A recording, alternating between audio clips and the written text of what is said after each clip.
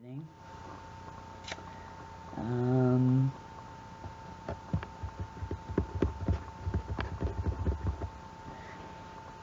let's see, where did I leave off? I think I left off with Emily moving into her aunt's house, I think, maybe.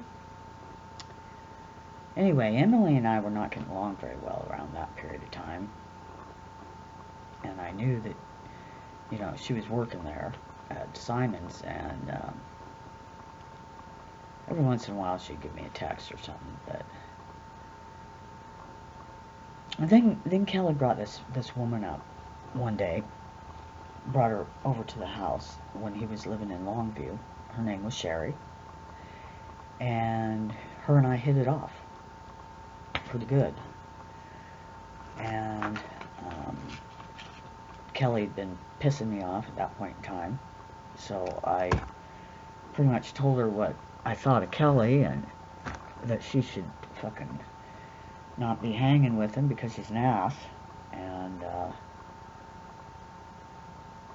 then I found out she was living in Rochester, or not Rochester, Grand Mount, and we started talking, and it turns out her husband was fairly abusive and wouldn't let her go out anywhere. She had this story that she told, and he was a creep, and blah blah blah. And so this was like in April, this time of year. That's why this time of year is hard for me too, because these are the best nights of the year, these early summer nights, and it's when everything started really falling apart between me and Ron. But anyway, so Ron and I are kind of getting along. Somewhere in here, he buys a car from WAP. I don't remember what he had before. Oh, he sold the red truck that he had or something. I don't remember. Anyway, he buys a car from WAP, a little Toyota car.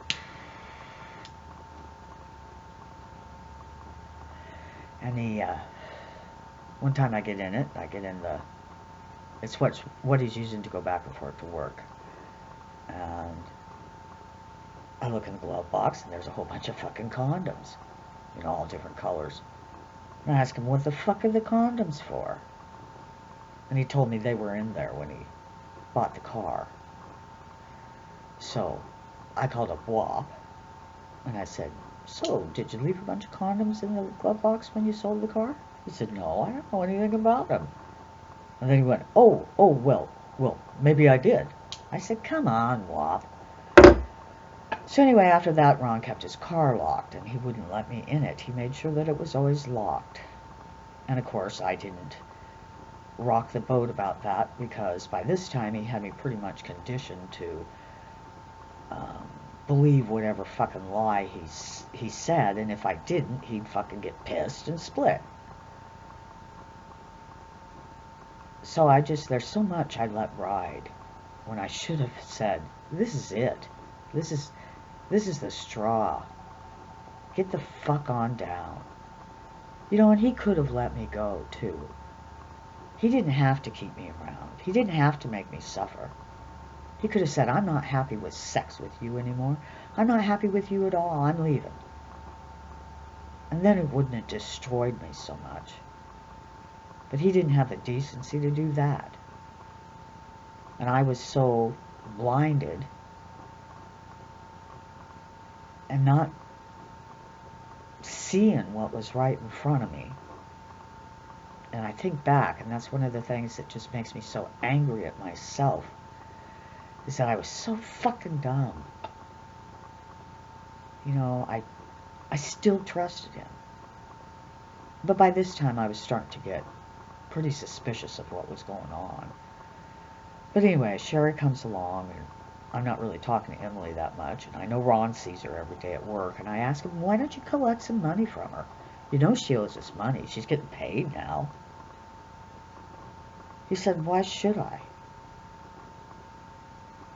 I don't know, he had some excuse that turned back on me. It was something like, I didn't ask her for money when I was supposed to, or I don't know. He always had something. He always turned it back on me. It was always my fault, whatever was going on.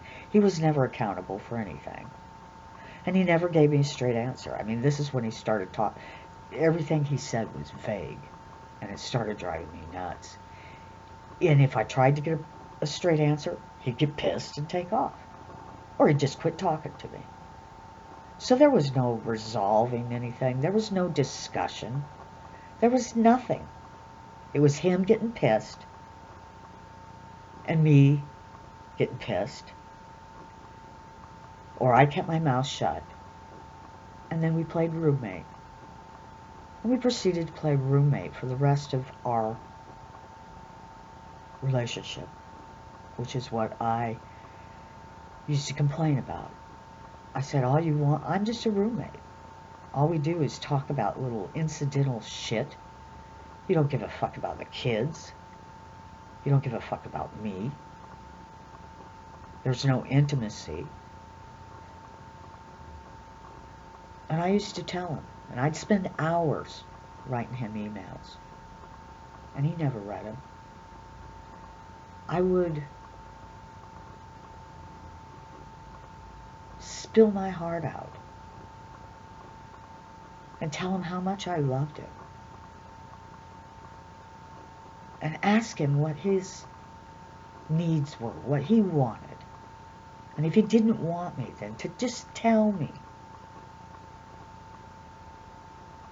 But he kept giving me that little peck on the cheek. We never hardly ever made love.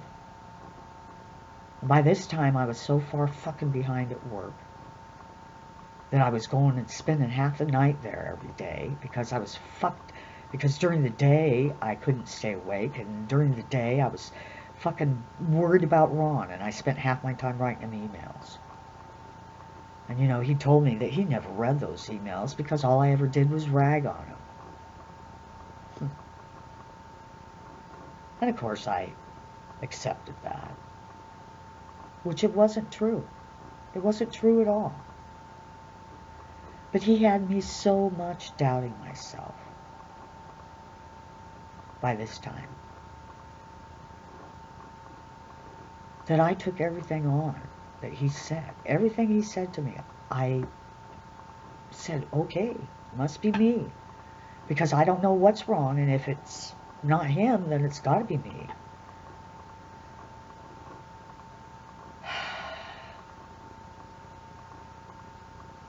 And I never, you know, it never occurred to me to look at his fucking phone. Early on, I never looked at his fucking phone.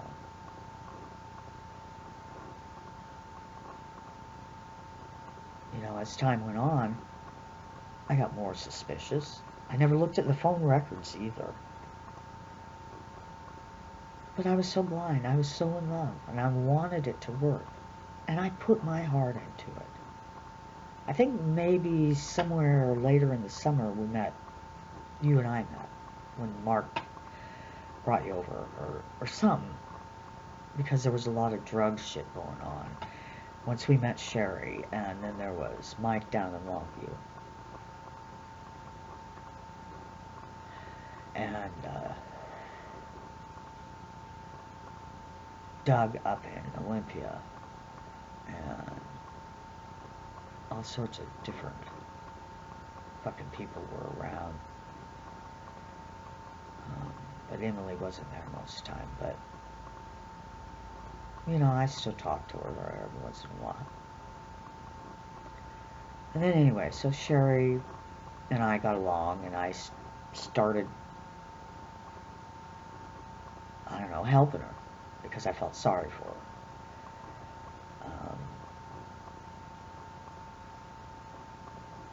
I helped her by taking her and giving her encouragement up to the Thurston County Courthouse to get a protection order and to get her husband, Scott, removed because she wanted out. At least that's what she told me. So I believe it was on the 10th of May. In fact, I know it was. The Thurston County Sheriff was supposed to serve the protection order on Scott and remove him.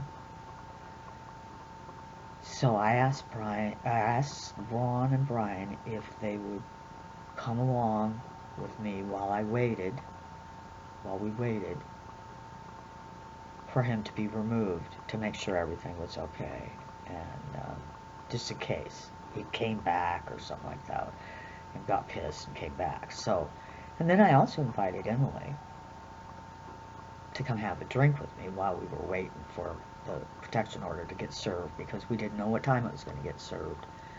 And I knew Sheri was there waiting, and Scott was there.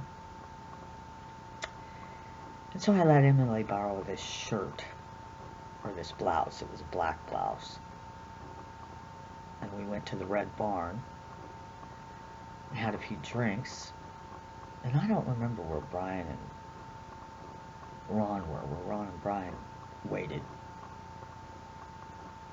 I think they were a little bit later or something than that. But they weren't with us at the Red Barn. So, I don't know, we sat there for maybe an hour or so, and Emily and I kind of chit-chatted, and then Sheri called and said that the sheriff was there, and that Scott was gathering his stuff and was leaving.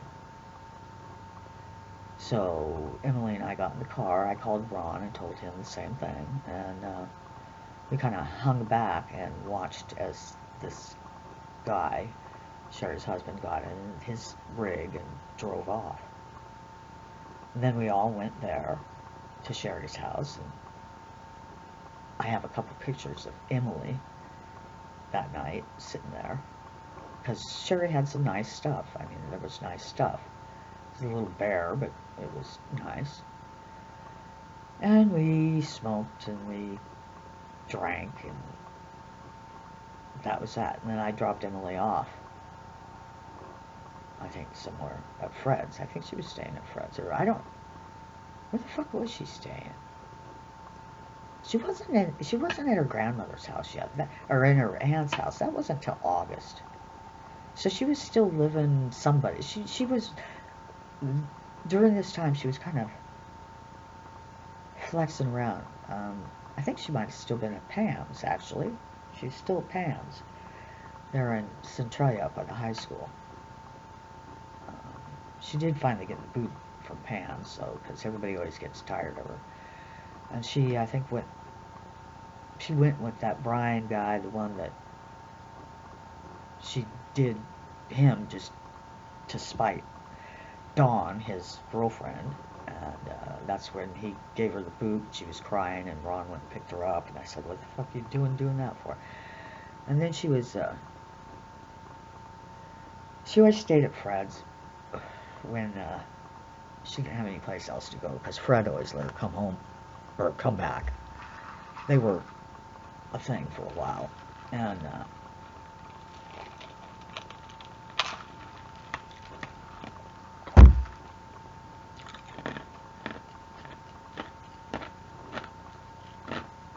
somewhere in there, Emily came and stayed out of the house for a night, and then I was going to take the girls shopping. But Brian Spicer had given her this car, and she wanted it to run. So she tried to get Ron to go up there to see what was wrong with it. I said, "He's at work." I think it was a Saturday or something like that. He was supposedly at work.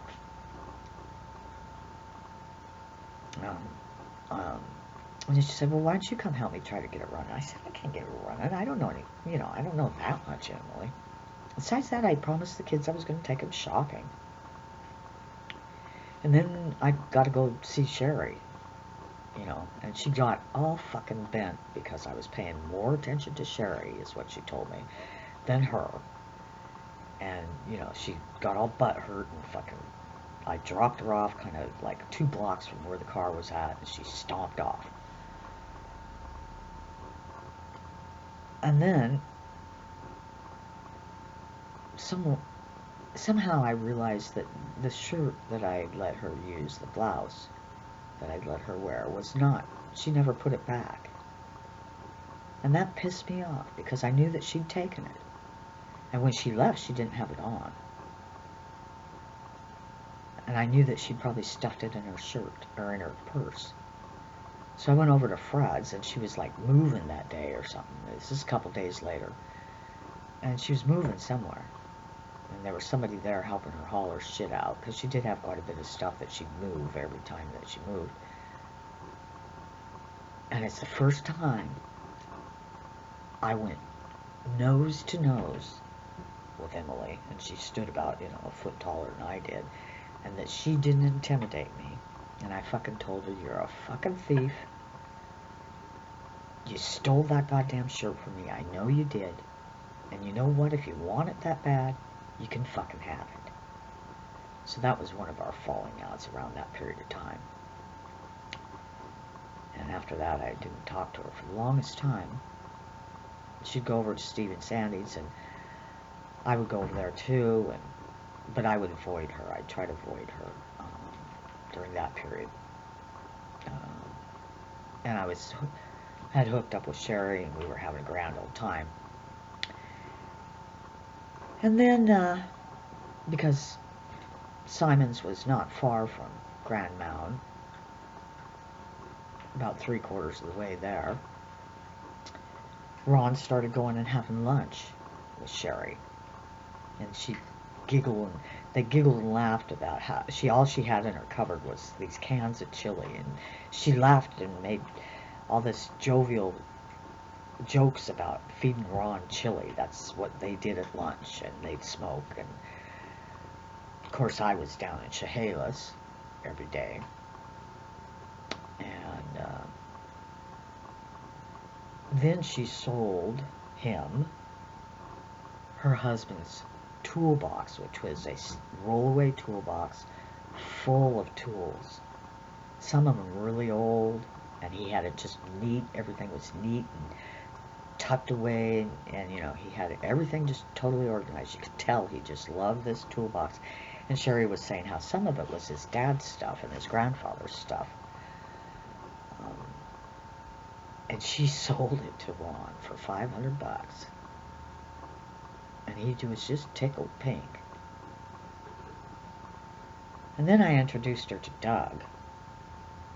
And Doug was hot on her like a fly on shit. And then Brian was hot on her too. And so as the summer kind of went by, she was fucking all these different guys, and I knew it. And she helped me find a new stove, because the mice died in the stove, and they stank, and so she helped me find this new stove, and she put on this, the whole time, her act was she'd go and get resources, like at the women's center up in Olympia, and tell them that she was abused, and they'd give her coupons for gas, and all sorts of shit. She got all sorts of shit. And she didn't want me to hear her give this story that she did to the people that I bought the stove from. But I overheard it. She didn't think I heard, and it was all about a sob story. It was her, oh, woe is me, don't have any money, blah, blah, blah. So they gave her this great deal on the stove, and then she and I went and picked it up, and we pretended like it was hers. Oh yeah, but then, things were getting really, really bad during that May, after Scott was given the boot, and Ron and I had been at each other's throats for months now. So I got it in my mind that I was going to we would go on a little romantic weekend trip to try to reconnect. So I made all these arrangements to go out to the gorge, out to Stevenson, and stay in this bed and breakfast, this cool little bed and breakfast. And then we were going to go to dinner, and then go hiking the next day, because it was really cool out in the gorge. And I bought all this stuff, you know, to make it all romantic, and I made all these plans, and Ron seemed interested, so we went. And I remember running a bubble bath, and I felt so awkward with him, because we just sat there, and he didn't really, naked in the bubble bath, he didn't want to have, he just didn't seem interested, and it just really, really hurt my feelings. And I was telling him how I felt really uncomfortable and really awkward. And that's when he started with the, well, you're just forcing it. You gotta let it just happen. And I told him I was disappointed that he didn't seem to want to do anything, and that I told him that it was really hurting my self-esteem because I felt he was making me feel unattractive and unwanted. And again, I poured my heart out to him. I told him what I needed, what I wanted, and how he was making me feel. And of course, we didn't make love. And then the next day, we left the bed and breakfast and went out in the woods and ended up fighting and coming home. And that Monday, I had to be up in Port Townsend. And so we came home on Sunday, and I had to go to Port Townsend, and as was my style, I didn't leave till like the middle of the night. And I can remember Ron just telling me, well, I better hurry up, because it was like a 3-hour trip. I better get on out there before it got too late. You know, he was just kind of pushing me out the door.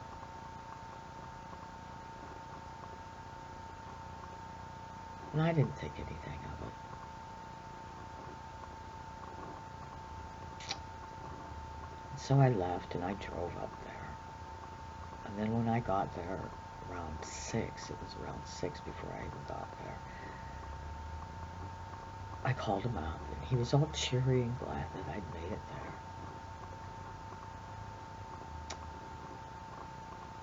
And then I spent the next 2 days there. Then I had a flat tire, so I had to have that fixed before I could come home. So I didn't come home until late on like the 3rd day or something.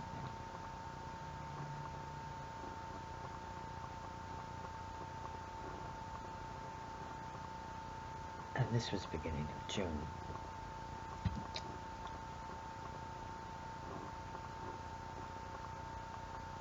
Well, somewhere around in that time, Erica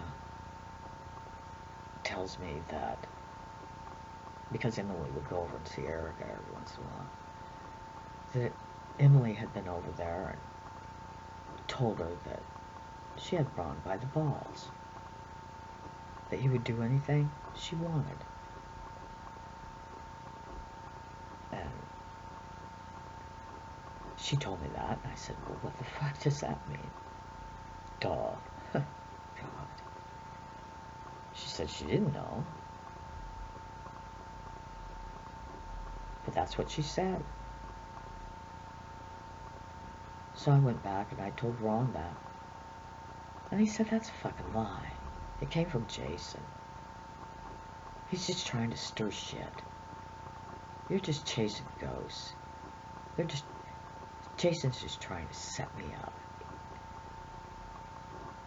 And of course, I kind of believed him, but by this time I was starting to get so I couldn't really believe him. So I went to Sandy. Oh yeah, and let's see, I'd found a pair of underwear at the house that weren't mine and weren't the kids. And I asked them where the fuck they came from. course, he played stupid. Said, well, maybe they were Sheri. She was over here doing her laundry. You know, you let her do her laundry here. Anyway, there were some other things, too, that made me suspicious.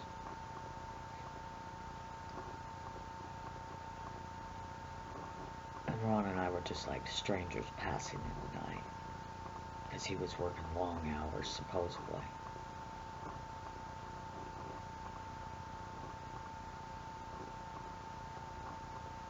And I would work at night at work, because I was trying to catch up, and I knew I was going to lose my job. By this time, I'd fucked up my job so bad that they had me on. I had gotten a formal reprimand, and I had so much time to improve my performance, or I was going to be canned. And it was because I couldn't concentrate anymore.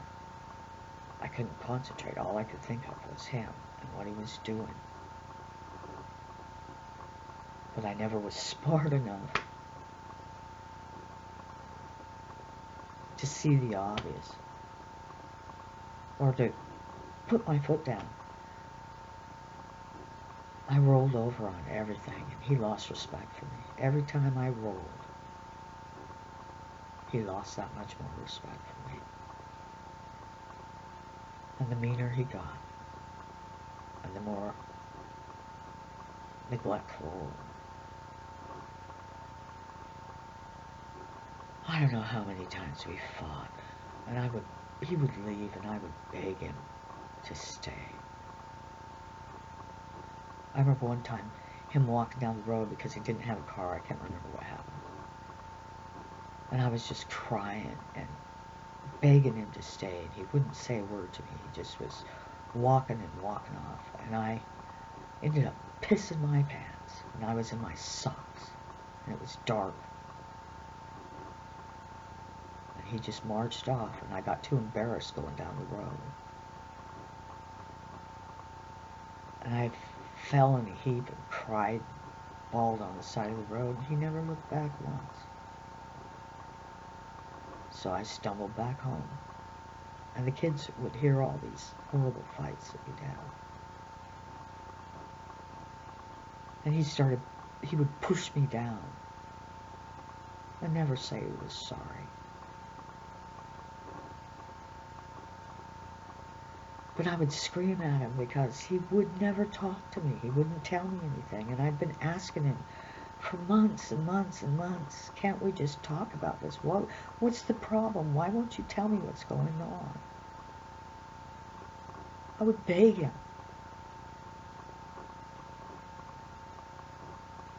And I would tell him how much I loved him and that it was killing me.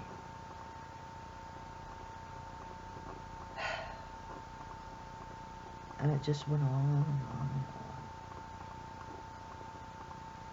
on. And I never put my foot down. Or a couple times I did. He'd stayed at Brian's and Amber's. And that's the one time he was fucking Amber. Pretty sure. And Amber, the little fucking twit, fucking snitched on me several times when I was trying to talk to her about getting information about when he was staying up there.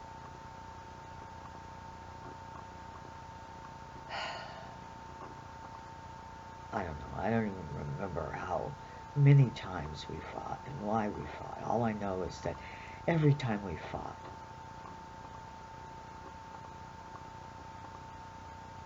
there was never any resolution. And he never tried. He always had an excuse, and he always turned it back on me. And we always talked about how I was making things worse. But we never talked about him. And I used to say that. Why don't we ever talk about what you're doing? You recognize what I'm doing. But why don't we talk about you, Ron? I mean, I admit to my errors. I admit to my flaws. But you don't ever admit to yours. And you're part of this too. But he'd always come back at me with I was believing anything that anybody said, and I was chasing ghosts, and I was just jealous and insecure. That's when he started on the jealous and insecure. I said, damn right I'm jealous, because I'm not getting anything.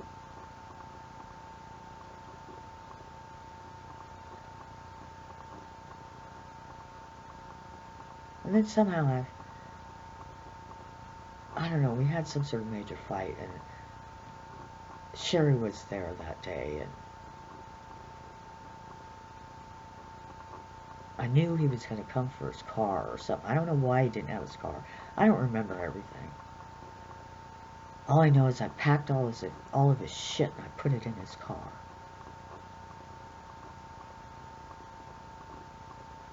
And for some reason the cops showed. Oh, anyway, I packed all his shit and put it in the car. And I frantically changing doorknobs so he couldn't get in. And Sheri was helping me, you know, change doorknobs and shit. And, I remember he comes walking up the driveway, and I don't remember what it was, but I just fucking came unglued on him. He said a couple things or something. Oh, he wanted something that I hadn't put in his car. I said, you got everything you want that you're going to get in your car. Fucking just get the fuck out of here.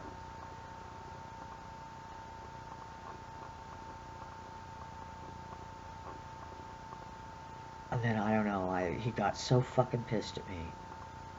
Next thing I know, he was coming at me and had his fucking hands around my throat. And Sheri was trying to pull him off. And I told Casey to call 911. And she did. And the cops showed up. And they arrested him. And of course I felt really bad.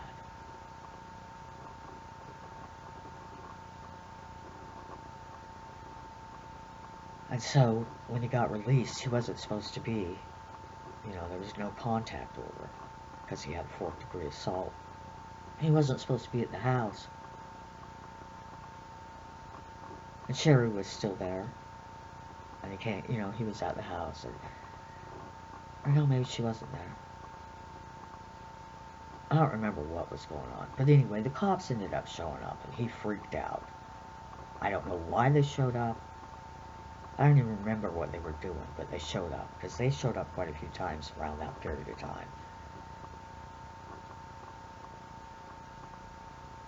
And so I called up Sheri, and I said, would it be alright if he stayed with you until we get this no contact thing taken care of? She said, yeah, sure.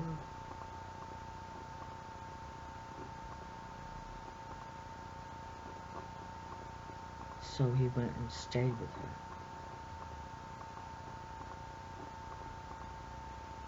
And this was like the 19th of July when this happened. And there wasn't a hearing. He wasn't going to hearing until like August something. Or something. I don't remember. It was like a couple months away or something. I don't remember.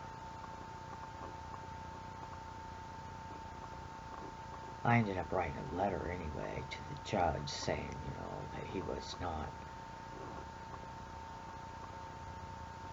a threat. He was the most wonderful man, caring man that I'd ever met, and that it was just all a big mistake, and it wouldn't happen again. They ended up dropping the charges because of the letter I wrote. But in the meantime, he stayed up at Sheri's. And I can't go any farther than this right now, because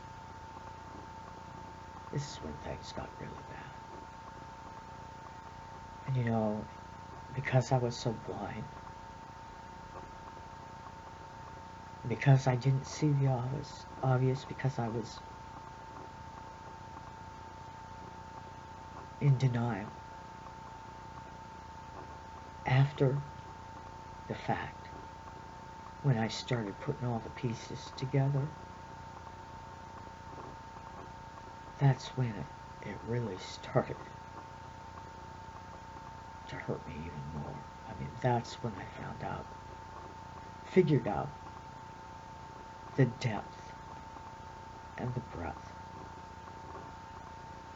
of his betrayal. Because he never admitted to anything straight up.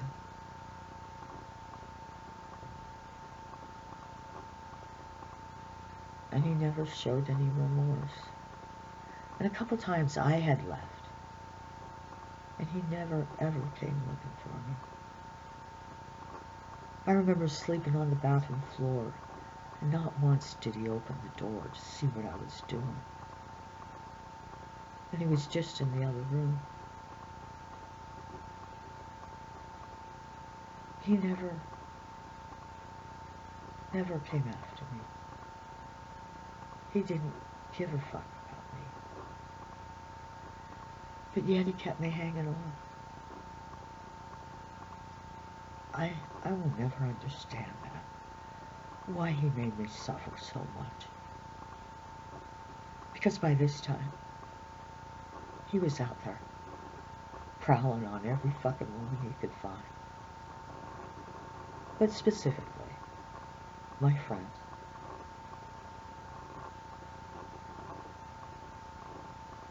And I was just so blind.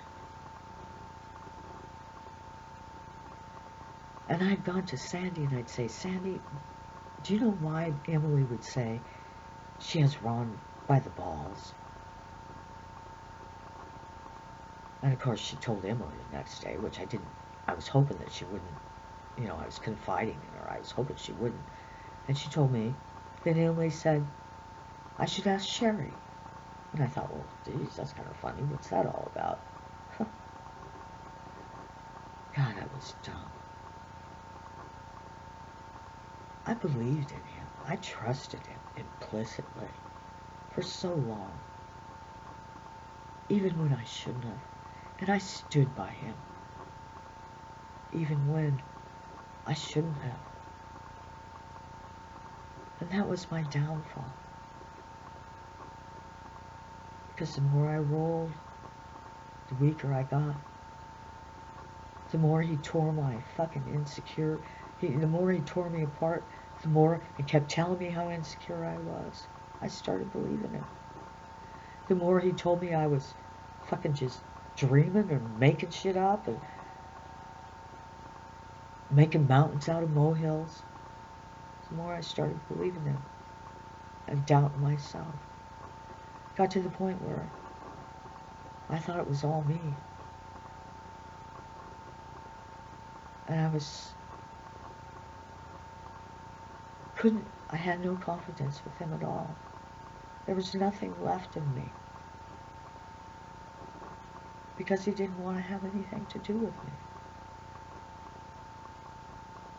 And it hurt so bad. And I tried so hard. If I kept my mouth shut and believed everything he said and never questioned it, we got along fine as roommates.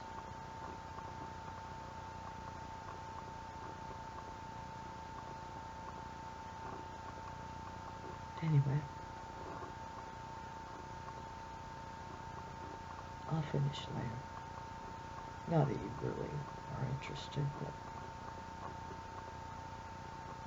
I hope you do watch this. I hope you'll watch. Maybe you'll understand a little bit better.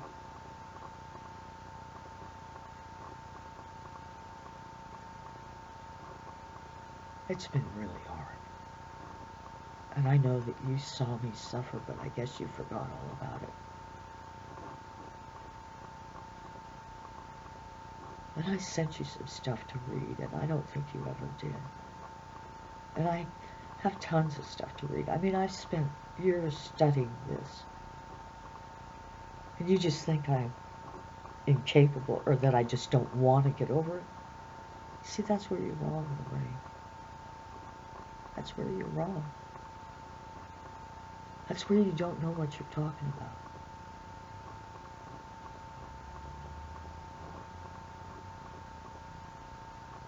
And as a friend,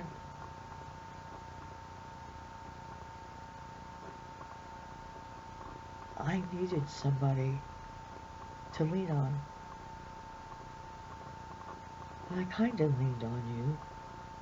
And you saw. You were around when I found out about Amber. And I told you all the stuff that I knew.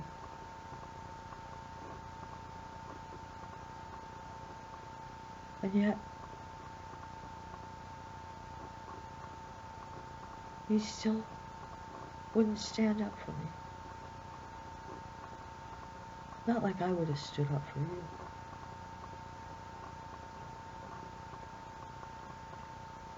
I guess you just never understood how much it hurt me, and I stopped telling you about it or showing it because I knew that you just you wouldn't approve. But I didn't think you didn't get it. But you didn't, I guess. You just could never relate. But I looked to you as a good friend. I thought you were going to be a lifelong friend. I guess just like I thought Emelie would be and Sheri would be.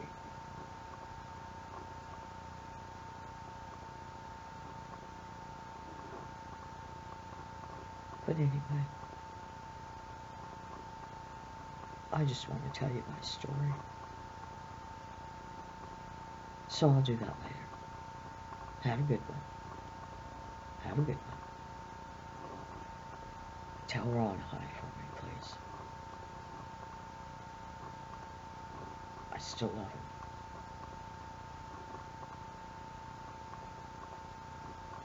I shouldn't. It's just a trauma bond. I don't love him. I love who I thought he was. I'm awful lonely. And I do miss him, even though he was an ass. I miss what we had in the beginning. I know we'll never get it back. I knew that the whole time. Once it was gone, my gut knew it. My gut knew I was losing it. I lived in a state of anxiety because of it. A constant state of anxiety for years. And I poured my heart, my soul, to trying to fix it. Because I believed in him.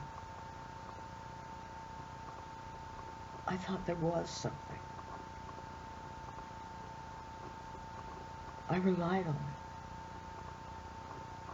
He was my best friend. He was my lover. He was the love of my life. I didn't want anybody else but him. I never did, and he knew that. He knew I was faithful.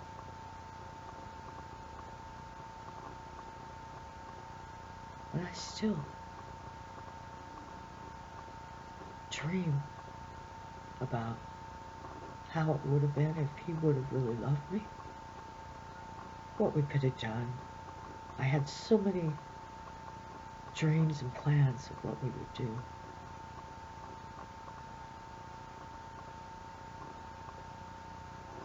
And, you know, I have so many triggers now because every place I go, I realize what he was doing when I was sitting at home crying. Because over the years, he's let quite a few things slip, or he's told me things. There's not one thing between us that wasn't tainted. He didn't allow me one good memory where I felt special.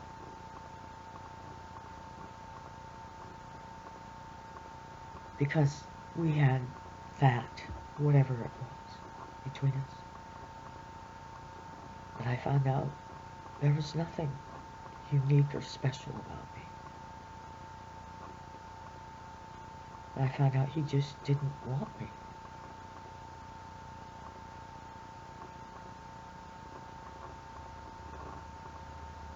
I found that out after the fact. I came to realize. See, the whole time he was blaming it on me. And I thought it was me.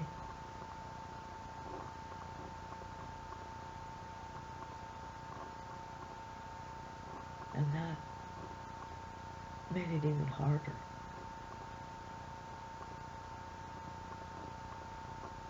Because it wasn't me. It was just me who got weak and more needy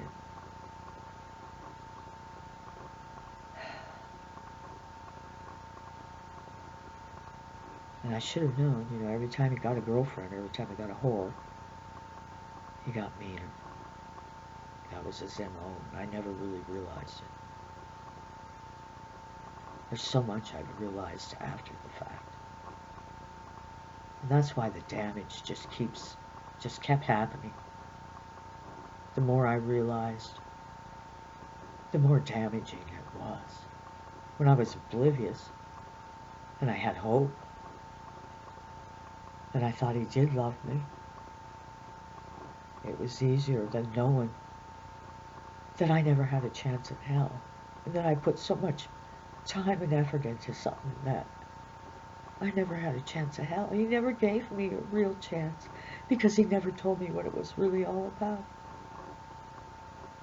Instead, he made me feel bad for what he was doing.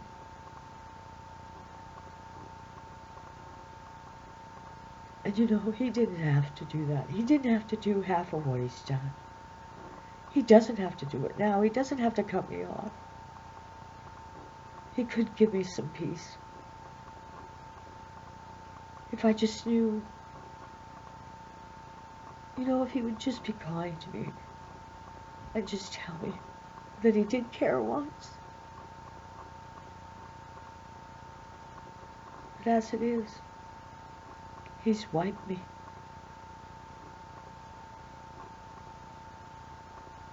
And all I did was love him. And he's been so cruel.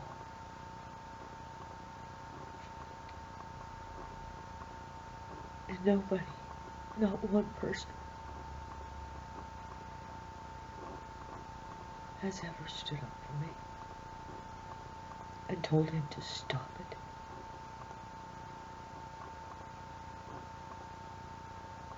And it makes it even worse that the people I trusted and confided in, Emelie, Sheri, you, all end up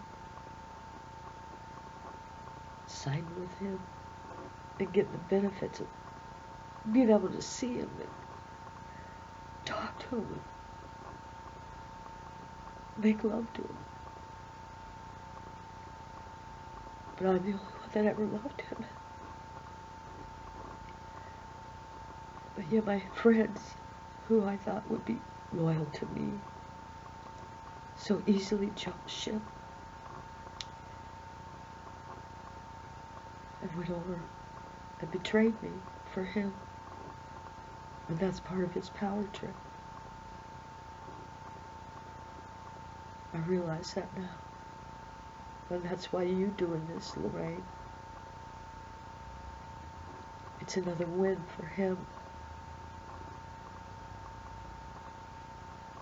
Another loss for me.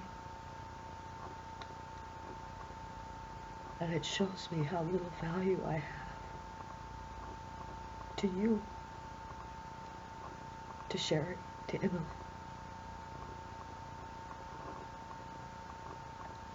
It just brings home that feeling of worthlessness.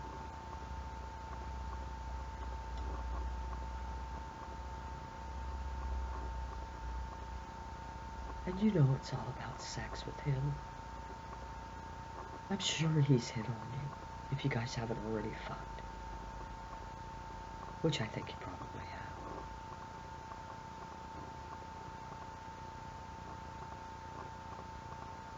And I wish it was me. I wish I would have been one of his whores.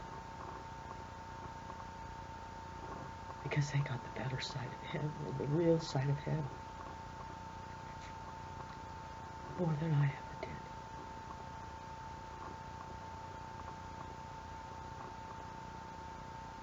I'm jealous.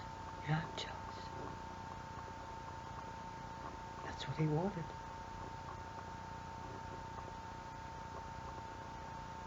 It's part of the way to punish me. Punish me for what? I'm not sure. Loving him, I guess. And then after a while, interfering, he turned me into the enemy that I didn't want to be. He put me on the outside, and I didn't want to be.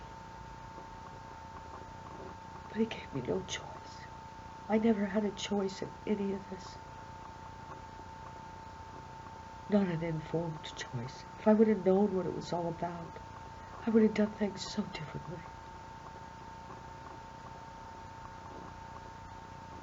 And it hurts still. And the fact that you don't get it, that I thought you were going to be loyal.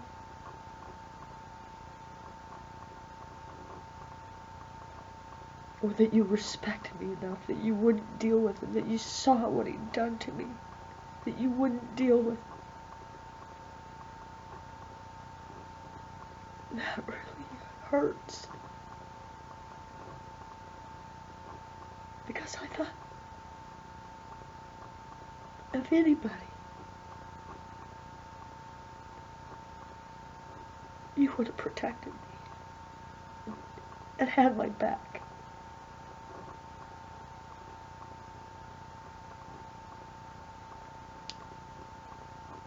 And I just don't understand.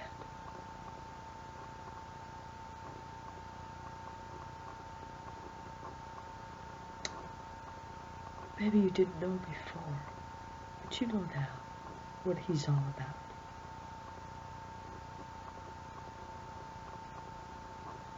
And the hostility and the avoidance that you gave me. Same thing I got from Sheri. Same thing I got from Emelie. They started fucking. Ron got mean. They got cold and hostile. And a lot of avoidance. It just rings true with you too. Ever since that time he came over to look at your car. And you weren't going to tell me. We had our falling out. I've seen it before. I've been through it before. I could be wrong. But my gut's telling me I'm not. And I learned to trust my gut. Finally. So Loraine,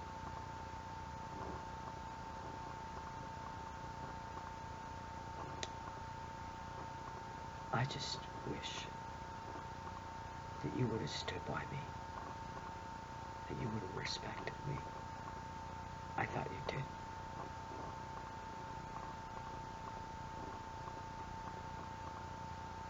I didn't think you were like the others. None of them, nobody, not one of them has ever said they're sorry to me.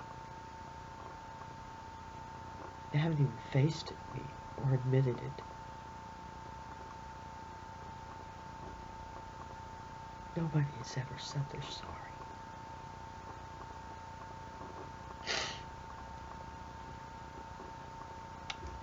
the other thing.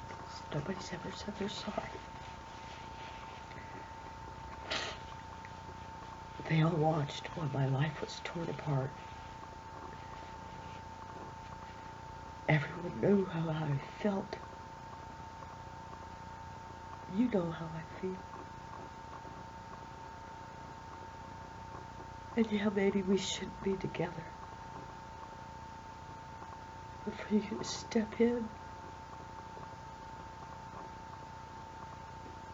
and get from him what I want,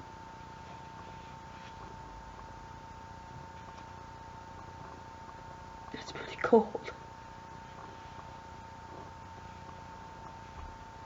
And saying it's none of your business, that's apathy. Everybody who's looked the other way has just perpetuated the hurt. And you've done the same thing. You could have told him to stop hurting me. But instead you just pretend like it's none of your business.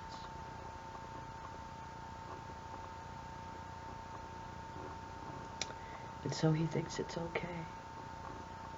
He thinks it's just fine. Because I'm the only one that's ever told him to stop. And you could tell him now. Maybe you don't agree with it, but it's not your place. How I fucking grieve. And how I fucking deal with it. It's not your place to tell me that. It's not your place to interfere. You should have supported me and told him to stop. And to allow me some peace. But instead you just forgot me.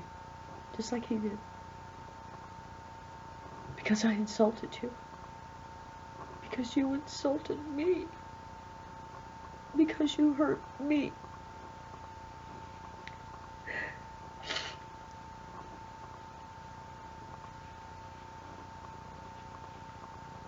I'm not like you. I'm not like you, Loraine.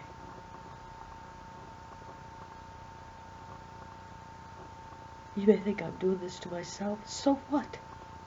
It's me doing it, not you. And your role as my friend was to support me, give me support.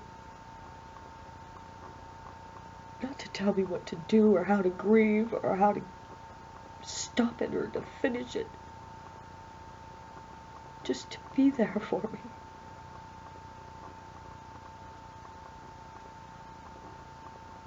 And you weren't. You turned on me again.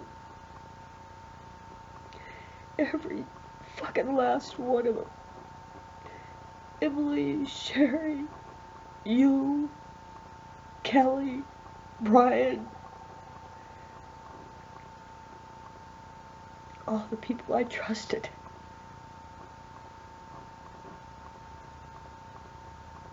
And who I thought cared about me.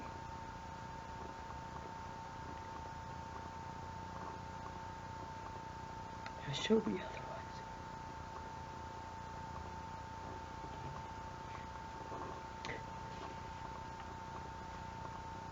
And I never hurt. I never tried to hurt you. I just wanted to help.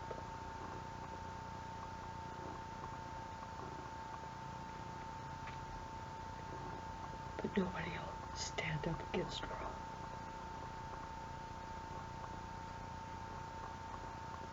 I wish you would understand. I so much wish you would have stayed on my side. That you could have understood how much it hurt me. You kicked me out of your house for telling you how much you hurt me. And you let Ron stay and diss me. But then now you're getting the benefit just like the rest of them did.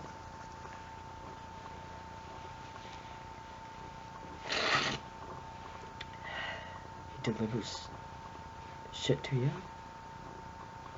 Maybe you get to fuck it. You get the big bag, because you know it's all about sex. I told you that a long time ago. I told you that's why he came out to the house that one time. Didn't I? Yeah, I did. But you pretended like you didn't know. That nothing would ever happen. He had to tell you how to challenge with where to get your bag at. I could get you shit. You don't have to go to him. I'll deliver it anytime you want. But will you stop? No.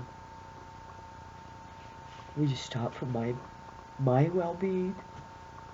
Probably not. Because you like it.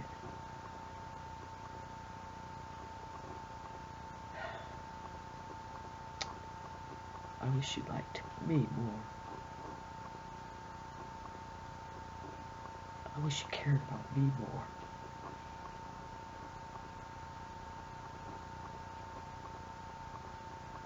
I wish you would have stayed my friend.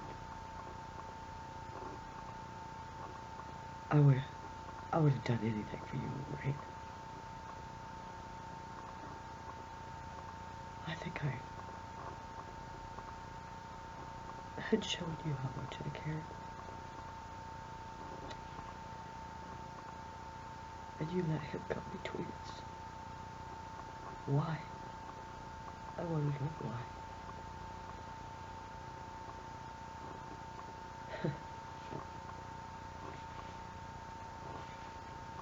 And now we're not together, so it's okay?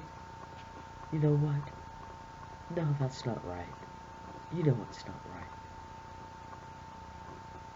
If you respected me at all, you wouldn't have done it. If you respect me at all right now, you'll stop. Or you'll help me. I always wanted you to help me. That's what I wanted that one time. But you never understood. You always thought you knew better. I need to talk to him. I need to have my time to tell him what I think and what I know now. And you don't want that. You wouldn't help me. And that's what I need to have peace. And you didn't understand and you wouldn't help.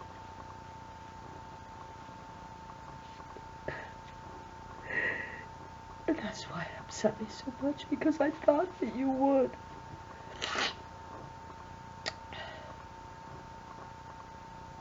And it still upsets me now. Because you know what he did to me. And it means nothing to you.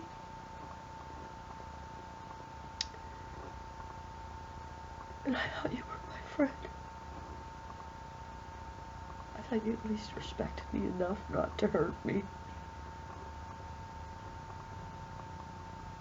Because you know what I've wanted more than anything in the world.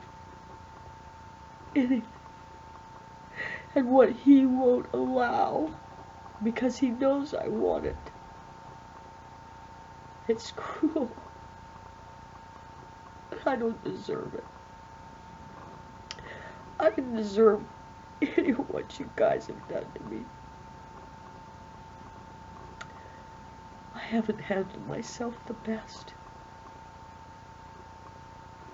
But I've never had malice. Yeah, I come unglued a couple times, but it's 'cause you hurt me.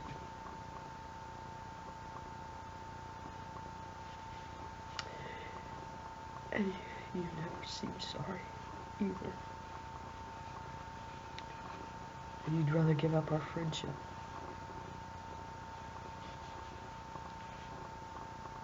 than stand up for me against wrong.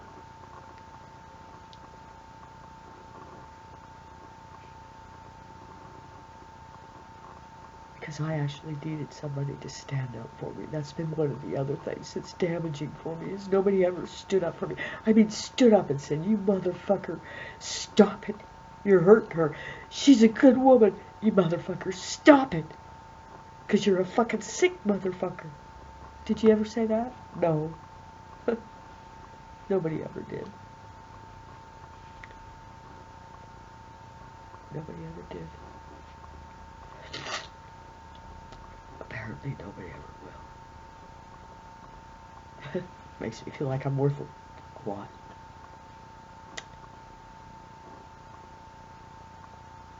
Don't you see? I deserved to have somebody stand up for me and say, "Stop, you motherfucker. She's my friend. And I love her, and she doesn't deserve this." I would have done it for you in a heartbeat. I wouldn't have even thought twice about it.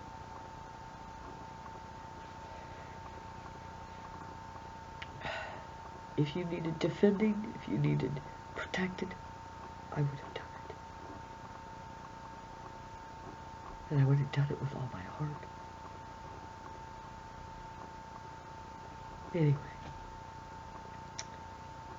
I guess maybe I just won't even say anymore, because it doesn't really matter. Let's just say things got worse and worse.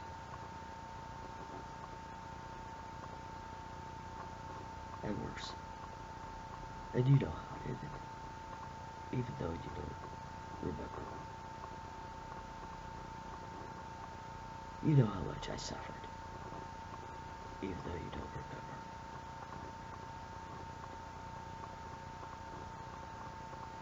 So not only did I lose Ron, I've lost every friendship.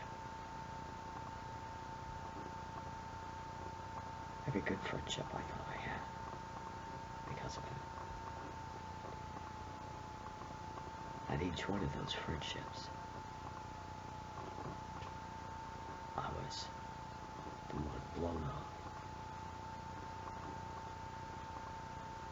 And in the end, they all just split. But they all got benefits while they were doing it. And I'm sure you are too. Because you showed all the signs. And if you weren't, maybe you wouldn't be so hostile. Maybe you'd be more understanding and try to get me to understand if I was important to you. Anyway, thanks for listening, Loraine. If you ever want shit, I got like 3 sources now. I can get it cheap. I can get it just about any time, and I'll deliver it to you. It'd be nice if you ever put in a good word for me with Ron. If you'd ever help me, so I can have some peace. But I won't kill him, as much as I wish I could. As much as I wish I could. I miss you. I miss having a friend. I'm really lonely. Now that the kids are gone,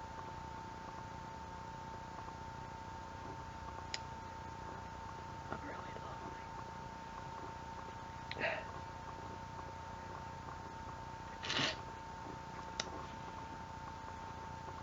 But I'll be okay. Maybe. Maybe not.